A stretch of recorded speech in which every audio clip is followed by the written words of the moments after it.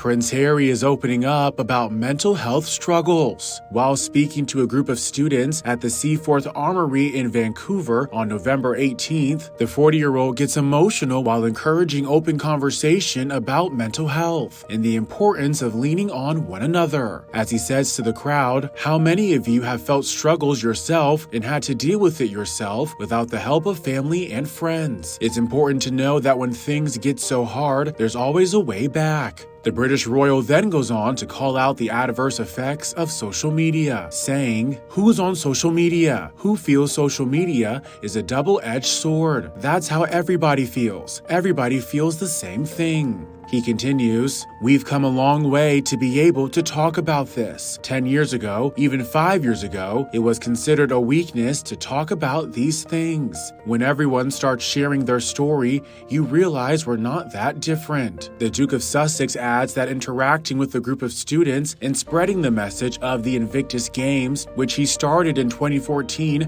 as a sporting event for injured service people, means a lot to him. Sharing, meeting the kids today, seeing them learn about the Invictus Games has had a profound impact on me, because this is where Invictus starts to get even wider outside of the Invictus community into schools in Canada and hopefully around the world as well. In addition to surprising the students with tickets to the 2025 Games in February, Harry also encourages the young audience to empathize with the athletes as they compete. "I want all of you, especially the kids here and young people, to imagine what it's like for these individuals, for the challenges that they have to overcome to be amongst team members again, wearing their flag on their chest or on their arm, coming out into a stadium of tens of thousands of people cheering for them." He continues, "But ultimately, it's the crowd, it's the audience, it's all of us that provide the atmosphere for them." And Harry reiterates that his, quote, "goal has been getting these competitors